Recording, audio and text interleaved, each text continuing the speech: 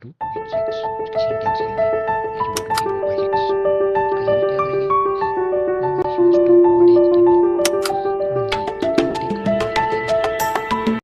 So hello नमस्कार दोस्तों, आज हम फिर से लेके आ चुके हैं HTML का तीसरा पार्ट। मतलब कि यहाँ पे हम कुछ टैग्स के बारे में डिस्कशन करेंगे। आगे की वीडियो में हमने जो बार बार की बात की, आगे आगे की बात की, वो यहाँ पे हम इम्प्लीमेंट करने जा रहे हैं। ठीक है, तो आज हम देखेंगे कुछ एडिटर्स, मतलब टैग्स विथ एग्जाम्पल कोड। तो हम यहाँ पे 3 टैग्स देखेंगे, उस जिसमें से पहला है हेडिंग टैग, दूसरा है पैराग्राफ, तीसरा है फॉन्ट। तो ज़्यादा चपड़ चपड़ या फिर टाइम गवाते ना गवाते हुए डिंग डोंग, पहला है हेडिंग टैग। हेडिंग टैग क्या करेगा भाई? Heading tag is use to display title and subtitle on a web page. ठीक है, समझ गया। हेडिंग टैग उसका टाइप क्या है H1 टू H6, इसका सिंटैक्स क्या है H1 2 3 4 5 6। इसका यूज क्या करेंगे ओनली ऑन H1 पर बेस्ट। देखो भाई, हमारी तो हेडिंग टैग क्या करेगा, ये हेडिंग देगा, किसमें यूज होगा? तो यूज होता है टाइटल या फिर सब टाइटल देने में। आपने अगर किसी भी वेबसाइट को मतलब कि घूर के देखा होगा, घूर घूर के, इतने घूर के जितना कोई बंदर भी, मतलब कि चूहा भी नहीं घूरता, कोई एनिमल भी नहीं घूरता, उतना घूर के आपने देखा होगा। तो उसमें आपको दिख रहा होगा कि कुछ टेक्स्ट बड़े हैं और कुछ टेक्स्ट छोटे हैं, लेकिन जो बड़े वाले टेक्स्ट हैं वो जनरली हेडिंग के रूप में लिखे गए हैं। मतलब कि यहाँ पे अगर लिखा गया हो this is the part of AI, this is the part of machine learning, this is the part of cloud, नीचे जो सब लाइन में लिखे गए होते हैं वो उसे सब टाइटल बोल देते हैं। ठीक है, तो उसमें हमने जनरली कोड में यूज़ किया गया होगा ये वाला H1 टू H6। इसकी सिंटैक्स कुछ ऐसी रहती है। मेन हेडिंग जनरली हम H1 को ही देंगे, H2 को सब हेडिंग कहेंगे जब H1 की प्रेजेंटेशन होगी तब। जब H1 वहाँ पे मतलब कि प्रेजेंट होगा तब हम H2 को सब हेडिंग के रूप में कहेंगे। अगर H2 और H1 प्रेजेंट है तो H3 को हम सिलेक्शन हेडिंग के नाम से जाना जाता है। उसी तरीके से 4 5 और 6 आता है, उसमें जनरली टेक्स्ट लिख दिया जाता है। लेकिन ये सभी के सभी हैं हेडिंग टैग। ये उसकी सिंटैक्स है। उसके रूल्स क्या हैं? देखो भाई, ये रूल जो है वो आपको बेस्ट कोडर बनाता है, मतलब कि बेस्ट वेब डेवलपर या फिर जो भी वेबसाइट की जर्नी में हो, आपको बेस्ट बनाता है ये रूल्स।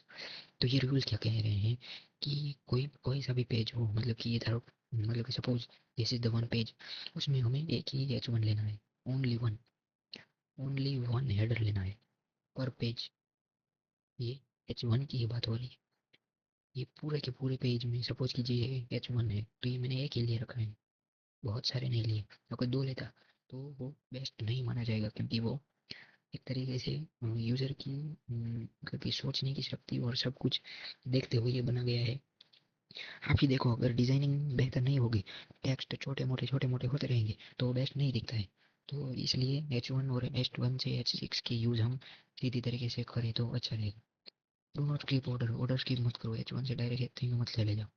वो मैंने कहा ना, बड़ा मोटा ये कुछ मेहनत नहीं होता। Heading in book level element, heading सारे ब्लॉक लेवल एलिमेंट्स होते हैं, ठीक है।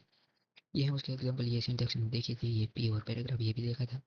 देखो ये एक ही बार यूज़ किया गया पेज में, ये मल्टी टाइम में 2 बार, और 3 भी मल्टी टाइम में, इस तरीके से। अब आता है वही अपना पैराग्राफ। पहला हमने देखा हेडिंग, अब आता है पैराग्राफ। पैराग्राफ तो हमने देख ही लिया है, तो इसमें क्या कहना, when we write many lines of code in one paragraph. तो अपने पी टैग से ही कह देता है कि पैराग्राफ मतलब कि कंटेंट, ज़्यादा कंटेंट, मोटा बड़ा जो भी होता है वो स्टोर करने के लिए हम पैराग्राफ का यूज़ करते हैं। To write content text, text को हम यहाँ पे लिखते हैं। To explain information, to display description. कोई सी भी वेबसाइट हो वो अपनी इंफॉर्मेशन देगी या डिस्क्रिप्शन या फिर कंटेंट टेक्स्ट, उस टाइप की कोई भी वेबसाइट हो जिसमें हमने टेक्स्ट दिखा हो, तो वहाँ पे पैराग्राफ का यूज़ हो रहा है, ये समझ लेना। मानना नहीं है, ये है ही। उसको जानने की भी कोई आवश्यकता नहीं है। ये वही होता है, वहाँ पे पैराग्राफ ही होता है, सिंपल है, उसमें कुछ दिमाग लगाने की जरूरत नहीं। और हाँ, ये रूल्स में एक नहीं है जो पूरा रूल है।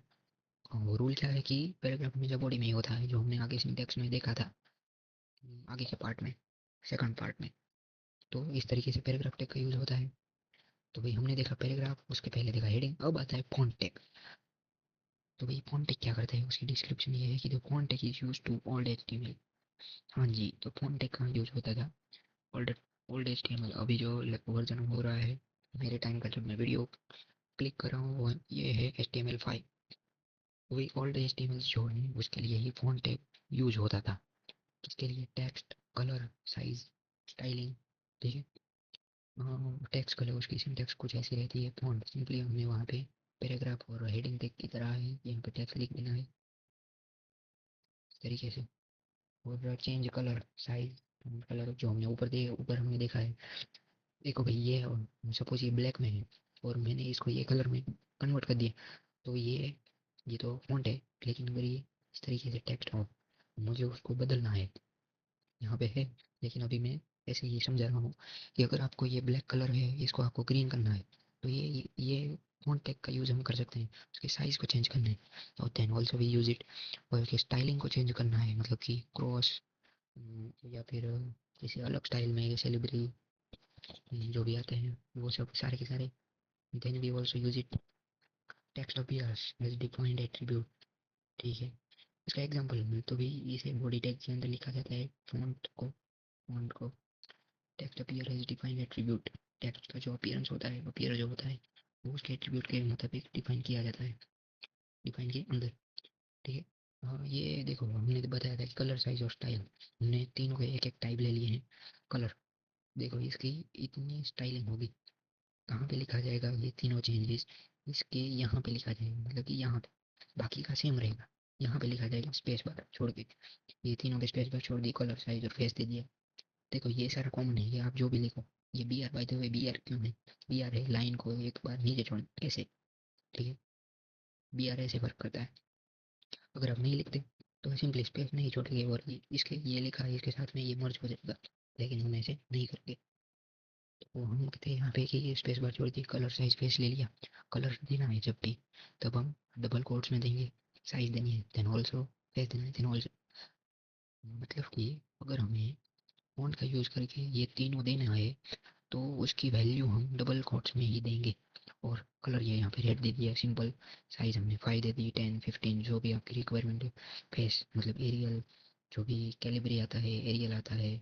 और अगर आपने देखा होगा कि कई सारे वैसे तो आते हैं, वो भी यहाँ पे फेस टाइप दे दो। फेस मतलब स्टाइलिंग उसके मतलब कि कहते हैं कि फॉन्ट स्टाइल कैसी देनी है आपको, ये यहाँ पे फेस करके लिखा गया है।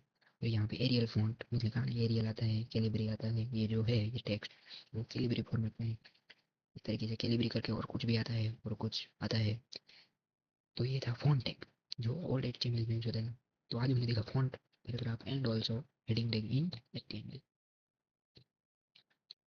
तो आज हमने देखा ये 3 टॉपिक टैग्स के। मिलते हैं ये था HTML का तीसरा पार्ट हमारा। मिलते हैं पार्ट 4 में, तब तक के लिए नमस्कार।